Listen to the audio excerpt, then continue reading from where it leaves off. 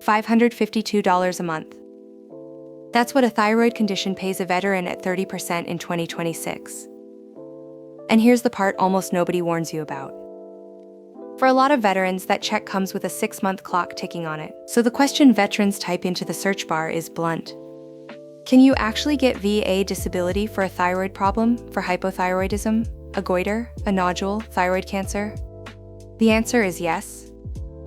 But it turns on one rule that changed years ago, and that rule decides whether you keep that check or watch it fall to zero. This is Kim, and the rule has a name the VA actually uses: residuals.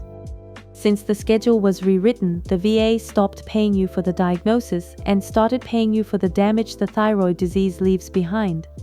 Two very different things, and if anyone wants to check, it's written right into the code.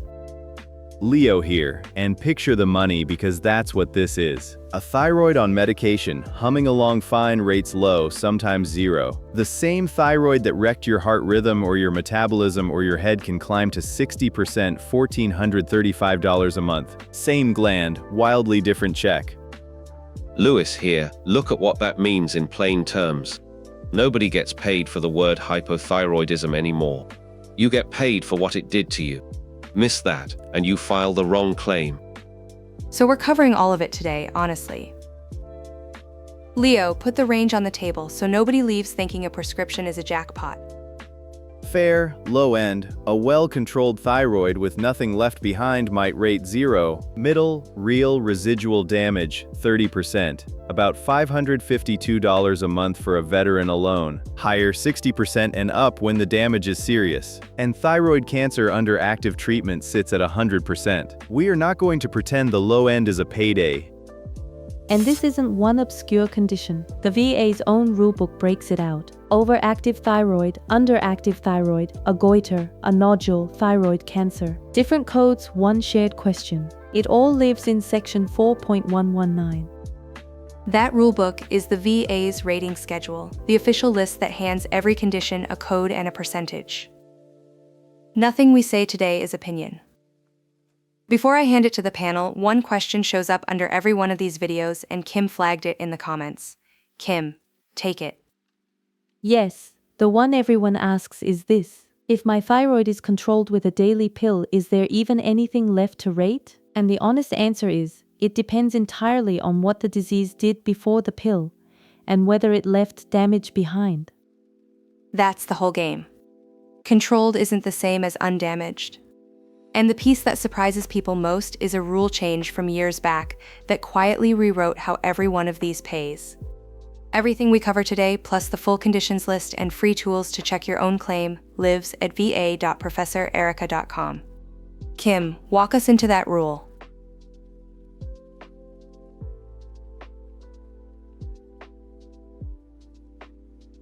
Okay, here's the rule. For decades, the VA rated an underactive thyroid on a flat scale. Fatigue, a sluggish heart, mental fog, each one stacked you up a tier. Just having the symptoms could hold you at 30, 60, even 100%.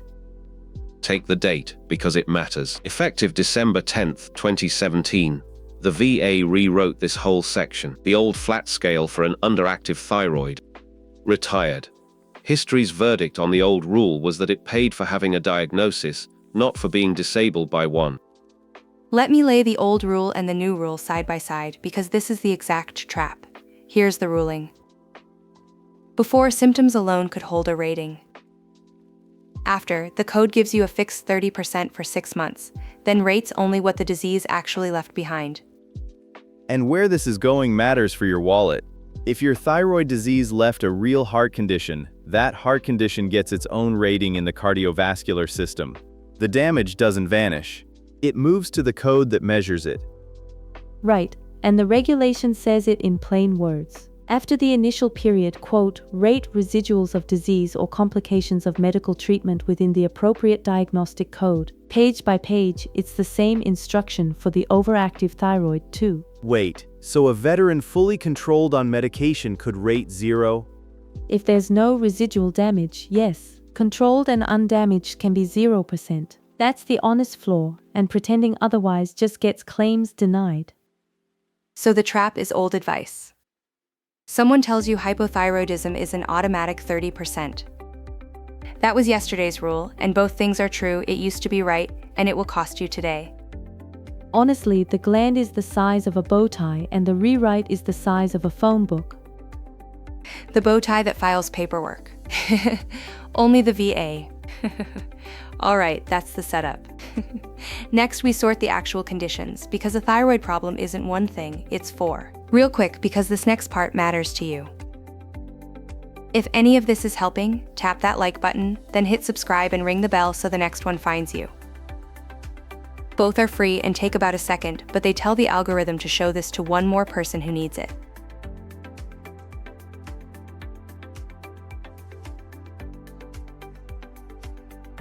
Four buckets, four codes. File under the wrong one and you underrate yourself, so let's walk them. Okay, overactive first. Hyperthyroidism, Graves' disease, and a toxic adenoma. That overactive nodule all live under diagnostic code 7900. It pays 30% for 6 months after diagnosis, then rates the residuals. Take the underactive side. Hypothyroidism is code 7903, 30% for 6 months, or 100% if it goes to myxedema, that dangerous swing where the whole body slows to a crawl. Then, residuals. And what counts as a residual there? A slowed heart, weight and metabolic problems, mood and memory changes, each one rated in its own body system. Both things are true. The thyroid healed on paper, and the damage it caused still pays. Then the goiter, a non-toxic enlarged thyroid, and a non-toxic adenoma sit under code 7902. This one doesn't pay for size alone. It pays when the swelling presses on something, the windpipe, the voice box, the swallowing tube. If anyone wants to check, that instruction is right in the code. Next, the nodule and the tumor. A benign thyroid growth rates as residuals of endocrine dysfunction. Thyroid cancer is code 7914, and here's where this is going. It sits at 100% through treatment, and for a stretch after, then re-rates on whatever is left. Hold on. So 5 different thyroid problems route to 4 or 5 different codes. 4 codes, 5 ways in. The VA really does make you find the right drawer before it pays you. Right, and that's exactly what a viewer pushed on.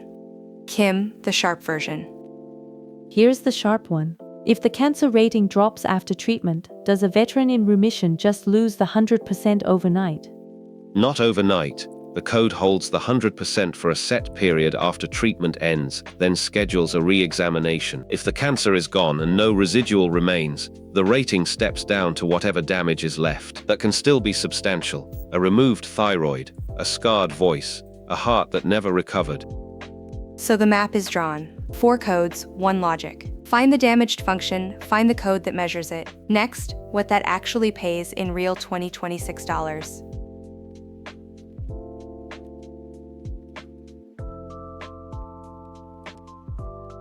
Okay, a code doesn't pay anything, a percentage does. So what does a thyroid residual actually put in the bank?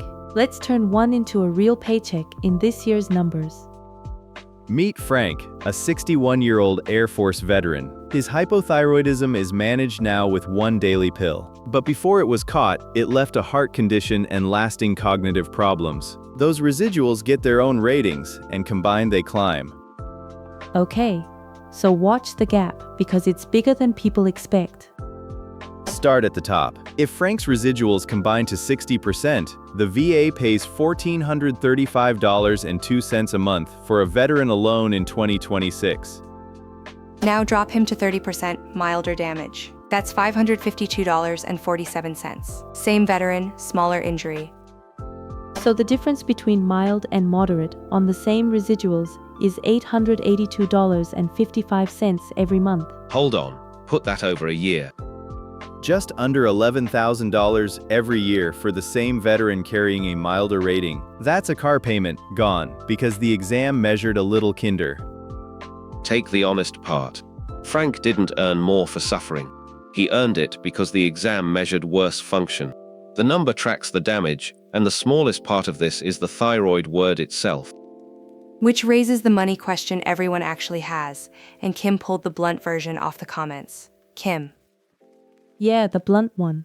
My thyroid is controlled now, so is a claim even worth the fight? Or should I only bother if I'm really sick? And my honest answer, if the disease left documented damage, 30% is 6,600 a year. That's worth an afternoon of paperwork. Worth it's not always yes though, and we'll debate that head on. But every rating runs through one appointment first, and we called in someone who knows that process cold.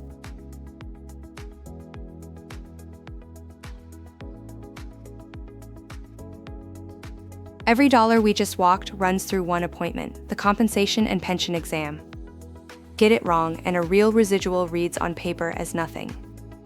And the evidence the VA weighs is your labs and your records, your TSH and your T4, the thyroid numbers, plus whatever the disease actually damaged. Without the link, even real damage can stall.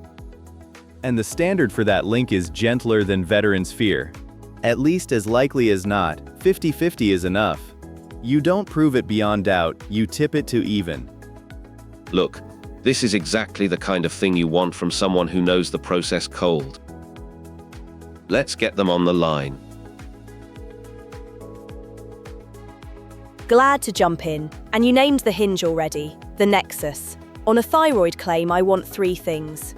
A diagnosis of the residual, the thyroid disease itself somewhere in the record, and one clean sentence from a clinician saying the two are at least as likely as not connected. Where does it go? VA Form 21-526EZ, the application for disability compensation. You name the condition, the thyroid residual, and if it's secondary, you name the service-connected condition that caused it, right there on the same form. Wait, back pay, how far back does it actually reach? Your effective date is generally the day the VA received your claim. The regulation 38 CFR 3.400 says the date of the claim or the date entitlement arose, whichever is later. So file the day you're ready, not the day you feel perfect. The clock starts when you file. Hold on. A veteran perfectly controlled on medication, no damage. Out of luck? Straight answer, mostly yes, and I won't sugarcoat it. No current residual, nothing to rate. The exception is a disease that's not controlled, or that keeps swinging, or a cancer that's active. But a thyroid quietly managed by one daily pill, with no damage behind it, is usually not a paycheck. Filing it as one just burns your time. That's the honest guardrail. File where there's damage, or a live, uncontrolled problem. Do not file a controlled gland and expect a check. One last thought, then I'll get off the line. Thyroid disease can be secondary if a service-connected condition or a toxic exposure the VA already recognizes is tied to it. Say so on the form. And read your own records first. If a clinician already documented reduced function, half your nexus is sitting in the file. That's the part nobody hands you in a pamphlet. Appreciate you jumping on the line.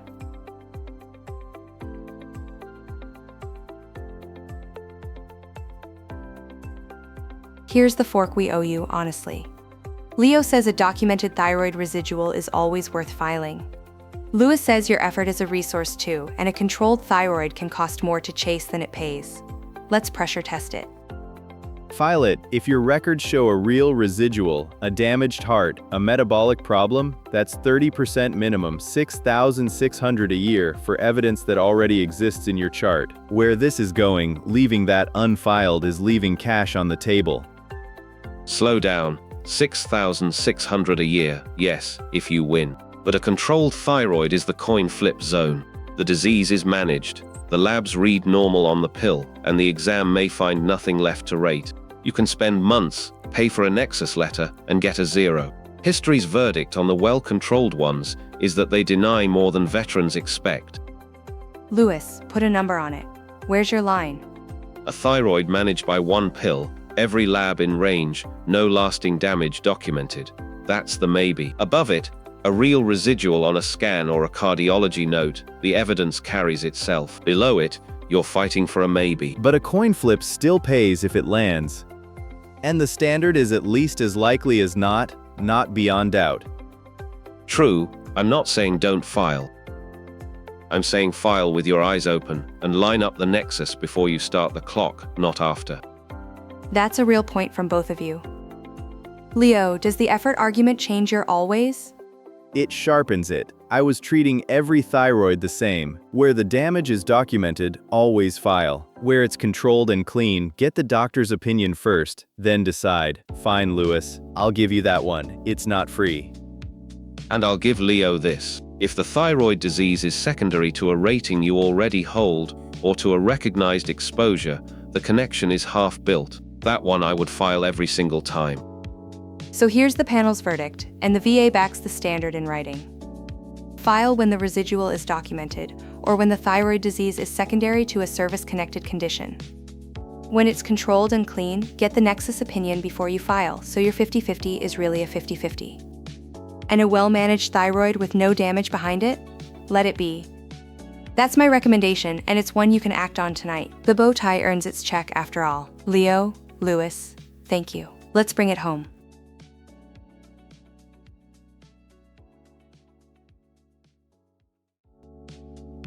Here's the map in a single line. A thyroid claim doesn't pay for the diagnosis.